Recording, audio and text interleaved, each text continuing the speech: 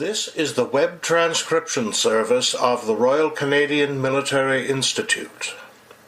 On June 13, 2017, our Security Studies After Hours program was addressed by Canadian expert on jihadism and radicalization, Mr. Mubin Shaikh.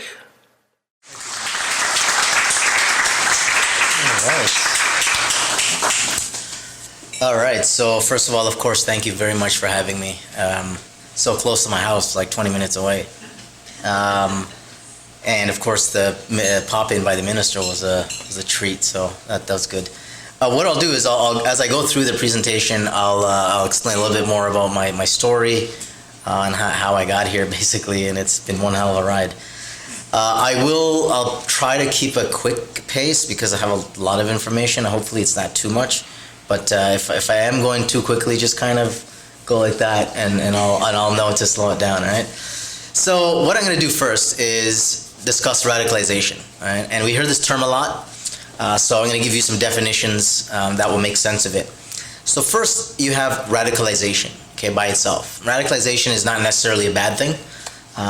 It is the process whereby people come to take on increasingly extreme views. Now, extreme is a very relative term. Originally, it was conceived of in the context of when the UK, the British, were moving away from a monarchy system to a parliamentary system. The idea to even do that was a radical idea, okay? And that's where the term really comes from, the word radical. So radicalization is fine. It's lawful, it's legal, it's within the system. Thanks for the shout out to Deep State, by the way. Then you have what's called violent radicalization. And obviously violent radicalization is to increasingly take on extreme views and which ends in violence. Okay, and that's not good. So the end of radicalization is extremism. Okay? It's where you come to believe that violence on people in public spaces is okay. When you actually do it, it's called violent extremism. Okay, so you have radicalization, extremism, and then violent extremism. All right. So what I put here, I start with the basic psychological debate of nature versus nurture, right? You are, the company you keep, how you were raised, what you take in from your family environment, from your social environment, your religious views. So when I put here, in brackets, including ideology, if you, like me, were 5 years old and were put into a Quran school and are always learning about religion, the worldview that you have, the prism through which you view the world, is going to be heavily dependent on your religious views. That's just nature, right? So nature and nurture, the way you've been brought up. And what happens is when most people become of age, some things start to stick out. So geopolitics, right? Depending on if you're coming from a war zone, you probably hear stories of your, family members being killed, or stories from relatives.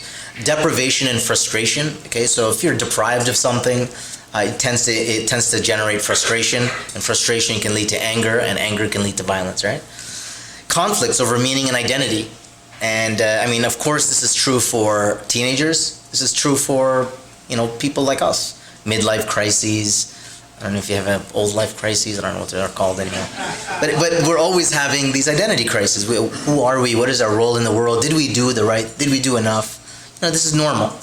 A sense of adventure, especially with young males in particular, and sometimes money. Right? Now, when people say poverty causes terrorism, or they say poverty does not cause terrorism, don't engage in these kind of generalist sweeping statements. For some people, poverty does provide an opportunity into terrorism, because poverty, what is poverty if not other than a lack of opportunity, right? Somebody comes to you and says, hey, here's $100 US, take this box to that police station. That kid that they're giving that money to will never see $100 in his life. And if that box doesn't detonate, that family is a lot richer now, right? So most people, when they're going through these things, they tend to manifest their energies as individuals or as groups.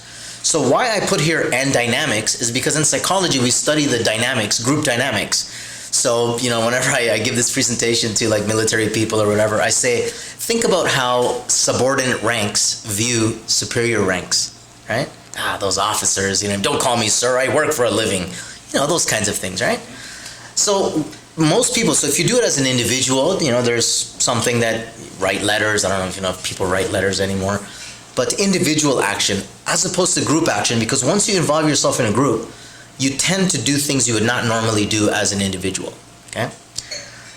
Now, what I have here is some behavioral traits of people who do become violent and go into that worldview. So you see, number one, justifying and glorifying violence or martyrdom through lone or group action, including making your own jihadi videos.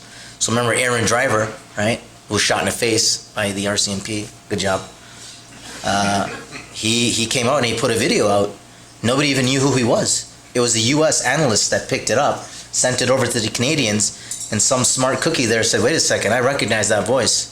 And it turned out to be Aaron Driver. And you know the story. They literally walked in, they literally staged up while he was about to get into a taxi with explosive devices going to the shopping mall. So intensity of exclusivity, it's just basically how secretive is the group, right? Are they collecting intelligence? Are they looking to see where are all the security cameras? Where are all the first responders, right?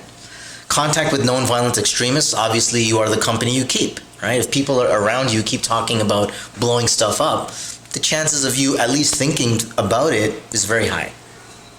Overseas and domestic travel, online searches, yes, people are stupid enough to look up how to make a pressure cooker bomb on Google, okay? Kids, I mean, we'll take them as dumb as they come, no problem. Recruiting others, of course, the more you talk about something, the more you preach about something, the more you begin to internalize it. Now, these stars are what I call just wildcard factors, okay? It's basically, how does somebody go from point like A to C, all right? Or how do they might, let's say, get involved in a protest movement, but it's not moving fast enough, right? They're impatient and they move towards violent extremism. So there's a lot of text on here, but this is basically a review of all the radicalization models. So if you look at the first one, Randy Borum basically described it as this. It's not right, it's not fair, it's your fault, you're evil. Right? So the demonization of the other who is perceived to be responsible for the person's deprivation and frustration. And so it basically, it's just showing that there is no, I know the NYPD, you'll notice, is the only one that shows as a linear model. That's an obsolete and defunct model because now we've learned so much more since 2007. But it is not a straight line, okay? People go through their life, something happens, and they'll either go this way or that way, right? This is another way to visualize it, right? A concentric circle model. So the different things, if you go from clockwise, personal issues, it could be mental illness, and the mental illness is a wide spectrum, right? I mean, you could have straight up schizophrenic, which is like completely crazy, as we would call it, but then you might have somebody with schizoid personality disorder. It's not full-fledged psychopathology, it's a dysfunctional personality. So within that mental health, when people say, oh, he's mental health issues, or it's a mental health, yeah, well, look into it a bit more, because it could be, just because you have mental health issues doesn't mean you're completely, unable to know the consequences of your actions, right? So then we get grievances, it could be foreign or domestic policies, mobilizers, what do you call them, charismatic preachers, right? Social groups. Right? And then ideology, whether it's political or religious. So what I'm going to do is I'm going to put myself through that spectrum. Okay? So here's me growing up, and I went to a Quran school exactly like this. The same wooden benches, sitting on the floor, rocking back and forth, reciting the Quran, and not understanding a word of what we were reading. Okay? This is your classic Pakistani madrasa system. And what a lot of Muslims do who come from that background, Indo-Pak, when they come to whatever country, they will recreate this from their back home in this country. And this is what you will start to generate. So when we talk about identity conflicts with first, even second generation Muslim kids, I say to you, this is one of the reasons why. Because they're promoting, you're learning how to read the Quran, you don't know what you're reading. Right? So if you make a mistake, you get beat and slapped. You get put in stress positions. I mean, so here's me in public school. There I am, front and center, flared collar, right? And yeah, the good old days. And this is, it juxtaposes, because by evening time I'm going to this Quran school, and by daytime I'm going to this public school, caring, nurturing environment. If you made a mistake, nobody was going to slap you. They would encourage you gently, nicely. Boys and girls mixing. Look at the diversity in that classroom, right? So this lays the foundation for an identity crisis as I start to grow older. I don't know it at the time, right? But now here's me in high school. Now you see the symbol that's on the left side there, that squiggly thing? Well, I'm right next to it in the black hoodie. All right, I think I'm drunk. And you can see was it uniquely brewed to be strong? You see the sign on the right. Now, I wasn't bullied in high school. I wasn't picked on. We were the cool kids. My friend, this was a band, a rock band that they had. And we were going into bars that we weren't old enough to drink in. And we were winning all the battle of the bands. Like, it was like a rock star life. Problem is that one day my parents left the country for vacation. And I called up my friends and I said, hey, let's have a house party. So yeah, they all showed up, and it was a great house party until my father's older brother walked in. Hardcore, angry Muslim guy, right? Beard, robe, bad dude, and lost it, How can you do this? People pray in this house. You've defiled the house. You've dishonored the family. I felt so guilty at what I had done. I thought to myself, the only way I'm going to fix this is for me to get religious. Because when I look back into my cultural background, I have seen other people who were screw-ups like me who went away and got religious, and now they came back and everyone praised them and liked them and so on and so forth. So I told myself, okay, this is the only way I can fix it. I felt so guilty, so bad about what I had done. And so I was sent to India and Pakistan. I went 2 months in India, 2 months in Pakistan. Oh, sorry, one more thing. While I was in high school, I was in the Army Cadets. These are my kids now, and this is an old picture because my oldest, who's on the left, he's a sergeant now. He keeps reminding me, don't show the old picture, Dad. They're in the Horse Guard cadet unit, armored reconnaissance, right? So I was also in the Army Cadets, and I wanted to make the point that, you see, I have my peer and social group with my community. I have my peer and social group with my school friends, and then I have a peer and social group with the Army Cadets, and the values that it inculcated in me as I was growing up. So what happens is, if you look on the left, I'm already showing 2 out of 5 indicators. Okay, my conflicts over meaning and my sense of adventure, which I think the Army Cadets put in. I joined a group, the Tablighi Jamaat. It's like a Muslim group. They're apolitical. They don't talk about politics. They are fundamentalists, very conservative. And I ended up having a chance encounter with the Taliban in 1995. All right. Now people always ask, wait a second, what do you mean chance encounter? Well, one of the things that we used to do would walk around the local area, and we would talk to the locals. We would say, this group is here, a student group from Canada. If you want to change the world, you should pray more and fast more. So as I was walking, I saw these guys from a distance, beards, turbans, robes. Oh, they must be scholars, Islamic scholars. I came close to them. Nope, they had rocket-propelled grenades, machine guns, ammunition. Now think about this. A kid like me with an identity crisis, looking for something religion-related, already has the militant background from the Army Cadets. When I see these guys, it's all the identities in one. I became completely enamored by them. They were heroes from the past, live in front of me. So I had met them for a few hours. They were just amazed that there were Muslims in Canada. They couldn't believe it. Wait a second, you came all the way from Canada to here to tell us about Islam? And when I told them that, look, in order to change the world, by prayer and fasting, they said, no, you want to change the world, you do it with this. He held up his AK-47.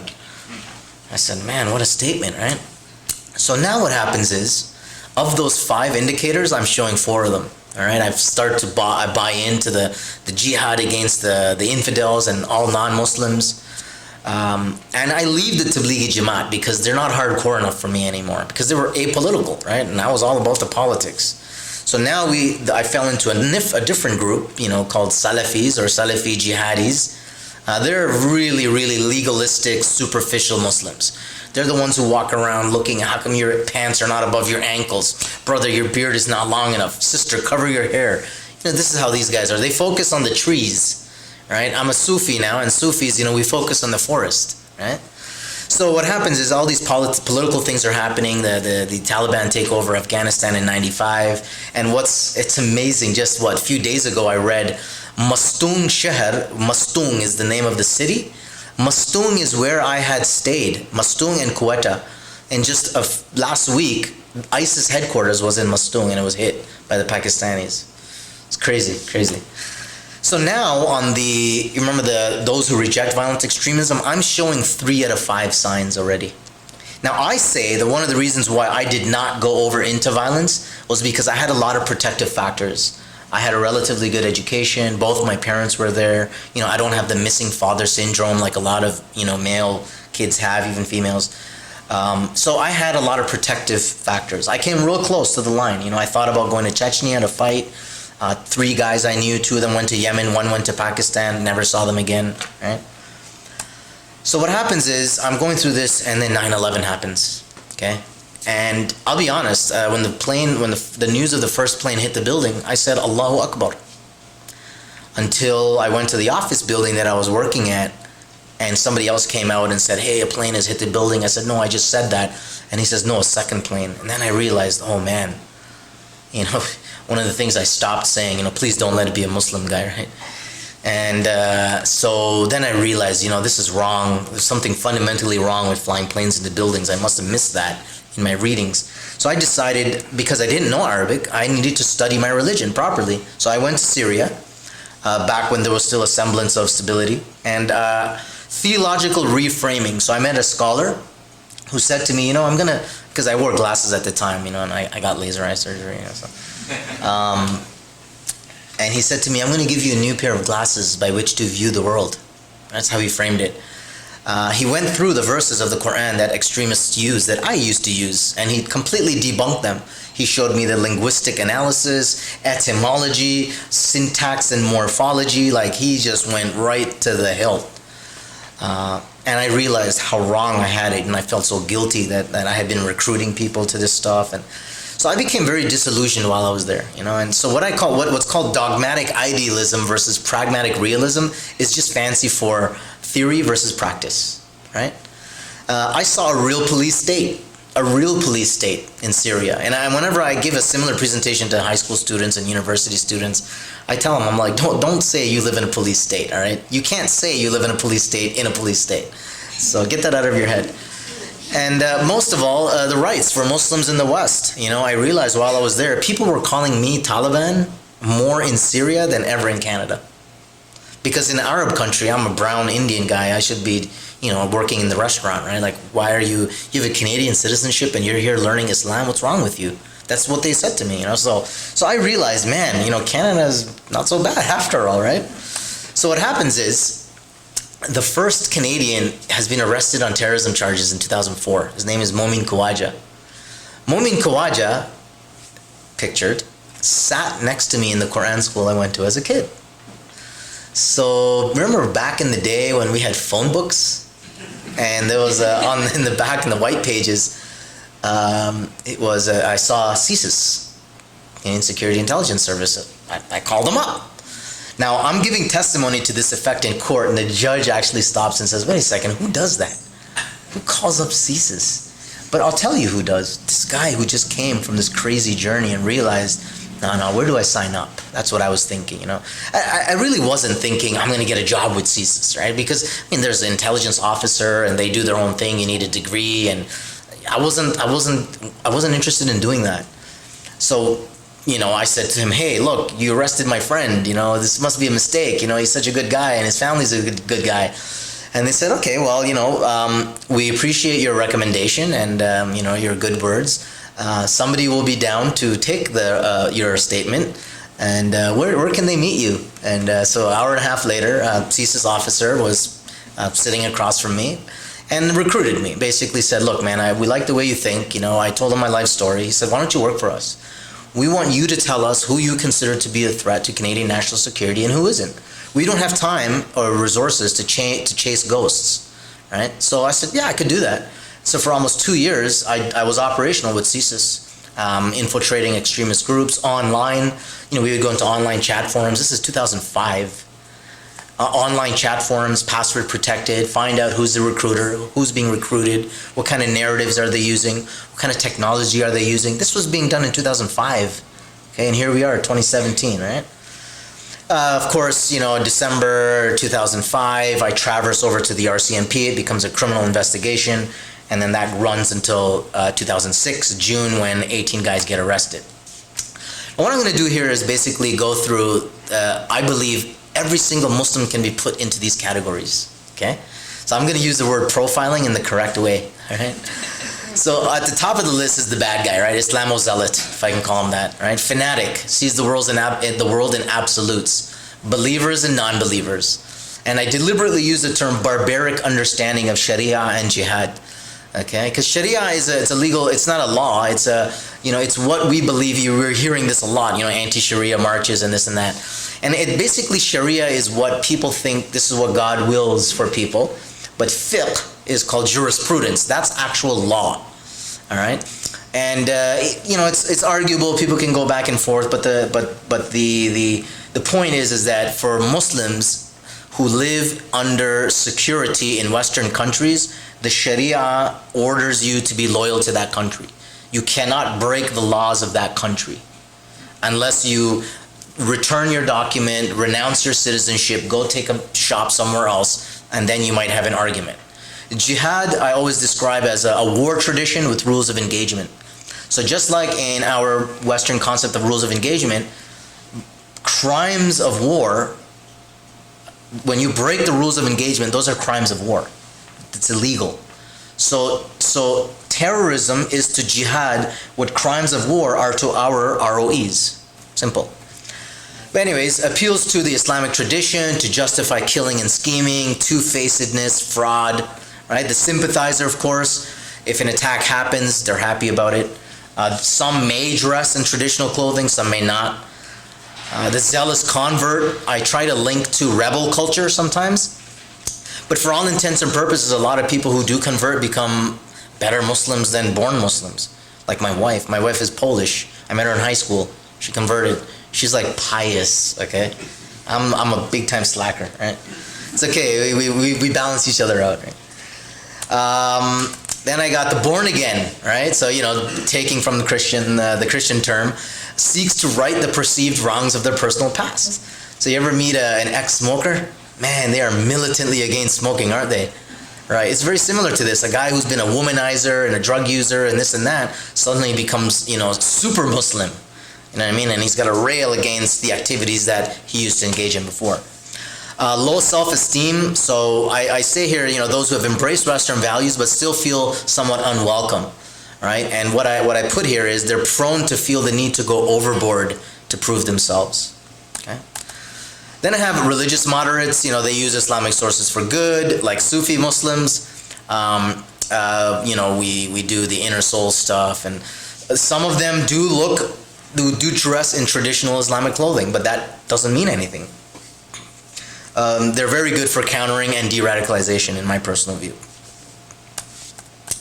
Then you have secular moderates, same thing. Islam is the basis of their identity, but they don't wear it on their sleeve. All right, they're not every day all about it. They find no conflict with Islam and Western values. And then at the end is where you have your lapsed or otherwise non-practicing Muslim. And they can either go two ways. One, they might become leave Islam completely, become ex-Muslims, or they can rebound into extreme religiosity. So I'll give you a perfect example. A kid in high school. It comes from a cultural experience, goes to high school, there's really religious Muslims, runs into them, realizes, I don't know anything. I don't know it to the level that they do, especially those of them who have been in Quran school from the age of 5, and they learn every little detail about the religion. If you have not grown up in that, you're gonna feel really unprepared to deal with your peers who are in high school who know a lot more than you. So a lot of times they basically say, what do I got to do, to fit in, right? It's like a gang. It's very much like a gang. We'll come back to that. So now I'm going to put the Toronto 18 guys, some of them, right, in that spectrum. So here's you have Fahim. Look where he's born, Afghanistan, right? Look when he was born, during the Soviet occupation. Relatively practicing Muslim parents, right? They're not hardcore religious types. Arrives in Canada, 94, settles in Mississauga. Zakaria Mora, right? Non-practicing Muslim father, relatively practicing Christian mother. Father's always gone, back and forth, right? Working with an oil company. Arrives in Saga, parents divorce. Zakaria told me the day his dad left, he threw him the car keys and he never saw him again. Stephen Chand, right? Convert from Hinduism while in the Royal Regiment of Canada. Right? Withdrew from military service because they didn't want him to grow his beard. Right? And I mean, we can have the conversation about, whether beards are allowed or not. Whether beards are allowed or not. And there's a whole Navy tradition and all that. And everyone's kind of working towards it, whatever. But, I mean, this is how he perceived it, right? It was the military is against me, right? Ali Diri, right? Somali background. He was already in prison when I was sent into the group. While he was in prison, he was trying to recruit people to the cause, right?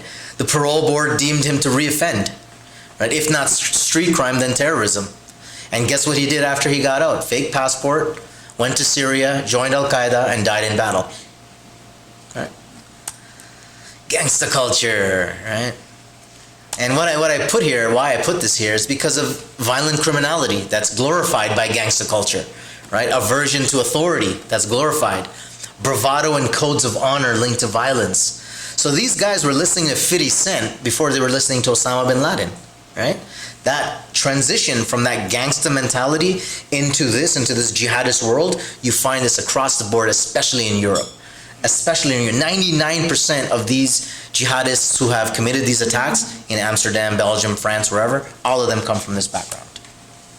So now these guys get to high school, right? Saad Khalid is born in Saudi, Pakistani parents, and if there's ever a time that people find God, it's when somebody dies in their family, right? And his mother, he literally walked in on the paramedics trying to revive his mother, right? So now for 5 years, they're just online, they're just talking, right? This is that radicalization period. You're becoming increasingly extreme in your views. Most people don't become violent extremists. The vast majority of people who are radicalized remain extremists. They don't become violent, right? So here you have 5 years regularly visiting jihadi sites that tell you it's allowed for you to do this, and frequently viewing these videos makes you believe that you are the victim that you're looking at in the video, right? So this is an example of the old Al-Qaeda video clips that they used to listen to. So I'm just going to play that. يقاتلون في سبيل الله والذين كفروا يقاتلون في سبيل الطاغوت فقاتلوا أولياء الشيطان إن كيد الشيطان كان ضعيفا. This is just an example of how they use the Quranic verses. It's very beautiful recitation, but now they're applying it to worldly leaders, all right? So here what happens is, now they're going to this Islamic center, Al-Rahman Islamic Center, and we see this Abdul Qayyum Jamal also coming, and he's like in his 50s. And we're thinking, what is this guy doing with these young boys, right? Like, is he one of those kind of guys, or? No, he was just, you never know, right? I mean, but he was the local crank, basically. Everyone was like, he's just always railing against the Canadian forces, especially the deployment to Afghanistan, right? This was their main grievance. So what happens is a blob develops, right? People and places, right? And the interaction between the two. But the arrow is basically Fahim Ahmed, who, what happens is, moves to Scarborough. And he gets married, basically, and he's staying with his parents, his in-laws. And now he starts to go to the local high school to recruit others, right? And so here's Amin Durrani, one of the guys that was going to that high school. And he would be telling the guys not to talk to the girls, and telling the girls that he wasn't supposed to be talking to, not to talk to the guys, right? So what happens is, now they're in Scarborough, right? And now I want to see this guy on the right, Jamal James, Afro-Caribbean background. Now the word, if you see the first 4 letters, is Jah.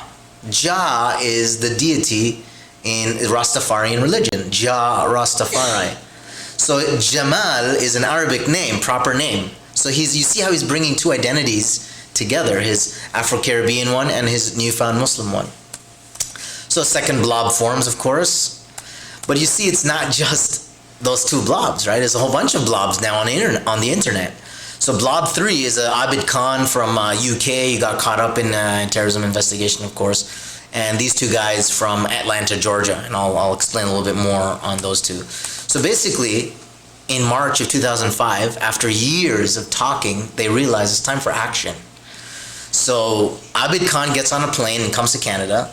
These 2 guys get on a Greyhound bus and come up to Toronto and meet up with these 3, Fahim Ahmed, Amin Durrani, and Jamal James, and they decide general ideas of what they want to do, right? So here is a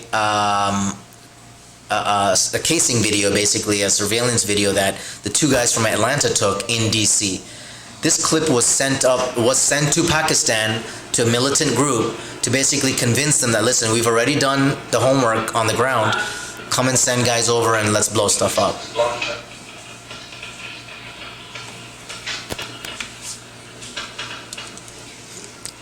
And what are the chances of this thing driving by? One second. Oh, look what he says. Hold on, let me focus on it. No, let me focus on it. Yeah, classical spy trick, right? Taking the picture of the thing behind you.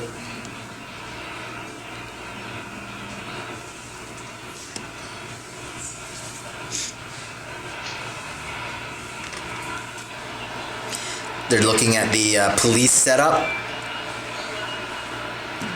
They're a little further away from it, but then they're going to come back into it a bit closer. But, you know, Department of Energy, that's your critical infrastructure target. Here's your cultural target.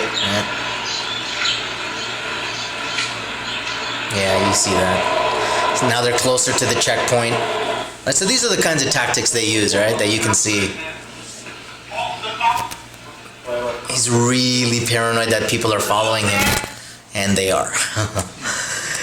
Basically what happens is things accelerate, all right? So if you go clockwise, Khan goes to Pakistan in June 2005. Sadiqi goes to Bangladesh. Sayyid Haris Ahmed goes to Pakistan and meets up with Khan. Jamal James goes to Pakistan, tries to receive training from a Lashkar-e Taiba camp.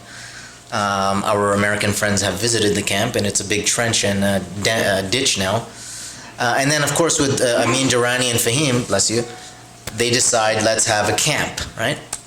So this is just a quick link analysis chart to show you very quickly how local investigation tentacles out into to become an international one. I'll show you some of the guys on the right there, just the two on the right. Yunus Suli, he hit some doors on the way out when the police. It happens. I mean, it happens. Slippery surfaces, you know. When the police finally, when they got him, he's the son of a Moroccan diplomat living in the diplomatic quarter in London. When they burst in through his door, he was literally in the process of building a website to teach kids how to make a suicide vest. He had terabytes of information on him. He had more data seized than was seized in the Abbottabad raid against Osama bin Laden. Bektasevich, I mean, there's a lot of text here, but basically I just wanted to show you. Remember growing up in a conflict environment? Well, you know, born during the Bosnian Civil War, father's killed in a car crash as a young boy. I mean, tragedy waiting to happen, right? So infiltration. So this is the Taj banquet hall. Basically, you know, this is when I was tasked to get chummy with the group. I'll spare you the boring details of how that happened. But basically, I became friends with them, and they invited me over, you know, to the camp. When I dangled some more information to them, hey, I have military training, they were like, oh, this is great. You know, why don't you train our guys? You know, this is. So I infiltrate into the group. Now here's a picture taken, surveillance video. This is December 2005. The guy is sleeping in his car. Okay, I mean he's ready. Okay, this is basically his sticky notes that he had in his car. Yes, sticky notes that he had in his car. You can see that rectangle with the 4 next to it. Those are the 5 daily prayers. And what he's done next to it, if you see the Al-Falah, Al-Rahman, those are different mosques that he's now going to attend to look for prospective recruits. You can see at the bottom right, don't tell them anything. Just give them jihadi dawah, like general ideas of we should be jihadis. Give a false name, right? There's your denial and deception. And keep them on the DL, on the down low.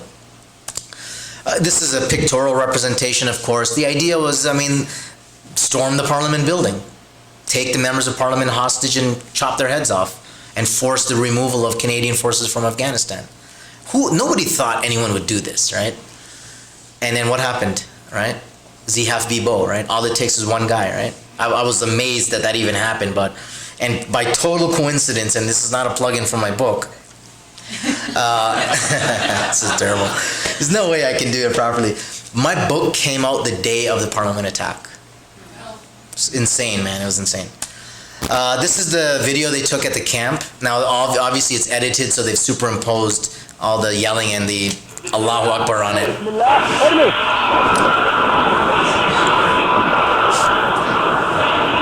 So that's you'll see the tent. There's a tent right there with white tarp that I made. And this is basically showing that here we are, we've come to take over your country. Right?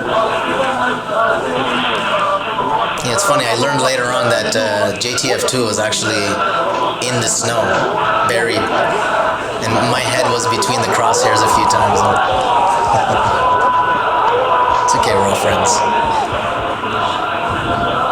Right, so this is the idea of imitating art, right? I mean, you're watching these jihadi videos, you want to be those jihadis, make your own video. Be your own, make your own story, be your own hero. So it starts to accelerate, gets to February, we decide, we need to have a safe house where we can plot and conduct attacks. In May, another outing takes place. I'm tasked not to go there at that time, so I didn't go. But it was, of course, covered by surveillance teams. And they were doing paddling and hiking and da-da-da. And there's a hilarious scene in there where Amin Durrani is standing in mid-shin length stream water. And he basically turns to the camera and he says, brothers, this is for our amphibious operations, because a lot of the lakes, they go into America. So I always tell the Americans when I give presentations to them, if you see a bunch of bearded Muslim guys on dinghies coming down the lake, you know what to do. You know what to do. It's funny. Yeah, it's interesting because some people tried to make light of it by saying, these guys are amateurs. You had some people saying, Toronto 18 paintball. Yeah, but you see, that was 2005, and when they were very amateur. And amateur does not mean not dangerous, right? So people forget. You can still be bumbling idiots, but as the judge said in the court, the elements of a criminal offense is not that you can succeed in a catastrophic terrorist attack. It's guilty intention and guilty action, the end. So anyways, it steps up. Now he's enlisting Saad Gaya, right? 90th percentile. Why would he involve himself in this? Sharif Abdul Halim, $300,000 to $200,000, drove a convertible baby blue BMW. Why did he get involved? He wanted to make money off of the attack at the Toronto Stock Exchange. So the plan is simple, right? 3 1-ton ammonium nitrate truck bombs. That's the Murrah building. That's what one 1-ton ammonium nitrate truck bomb does. Can you imagine? I think you guys know where we are. Front Street, where the service building is, next to, Planet Hollywood used to be there, right across from the CBC. Imagine a 1-ton truck bomb sitting right there. Remember, the path is underneath it, right? That would have been a catastrophic terrorist attack. Not only would it have taken off the whole side of the CSIS building, God knows what it would have done to the CBC building, but everybody that would be underneath, dead. Right? They even thought about how can we create maximum damage. Metal chips inside to create more of a shrapnel effect. This was done in the Manchester bombing, most recent one, nails, right? So basically, it's move the plan to action, right? Get the goods, pay for it, and drive it to location and detonate. Of course, Zakaria Amara is working at a gas station pumping gas. I mean, what is he really going to do? And it's interesting because there was a surveillance video. Customer comes in, he basically says, "Sir, did you want any windshield washer fluid, any oil today? No thanks. Okay, please come again." The customer would leave, and from underneath the counter, he would bring up his bomb detonator and start working on it. Right? I mean, this is all that was seized from his house, right? All his goodies. And first thing I'm going to do is I'm going to run the counter on my clock, so that here we go, stopwatch. All right. What I want you to do is when I click it, you'll see, watch the top of the screen, you'll see a baby's car seat, you'll see a kid's toy. He's literally doing it in his mother's basement. All right? So, I don't know what that ketchup bottle is for, but whatever. So that's him showing, watch, so I'll thing it when it's time. So you see the pliers that are displayed up there. So this is going to spark basically, and it proves that the circuit worked. There's your car seat. There's the the kid's toy, right? So as soon as he hits it, I'm going to hit the timer on my thing, and boom, There we go. 1, 1000, 2, 1003, 1004, 1005, 1006, 1007, 1008, 1009, 1010, 1011, 1012. Boom! Bomb goes off. All him. I don't know how to make bombs. Just because I'm Muslim doesn't mean I know. I don't know how to make circuits like this. He did all of this by himself. And you know when he was caught, what they said? It was a school project. Yeah. Any teachers out there teaching kids how to make bombs, please shoot them in the face. All right. So Momin Khawaja, my buddy from Quran school, was implicated in the 2004 London fertilizer bomb plot, where the police switched out the material. So these guys learned from that, right? And they put candle wax on the doors, right? So, this is my favorite clip. So they're unloading what they think is ammonium nitrate, right? And you saw the setup in the back. They're putting it in the boxes and everything like that. And they're gonna come out in a second. They hear something. Oh, damn.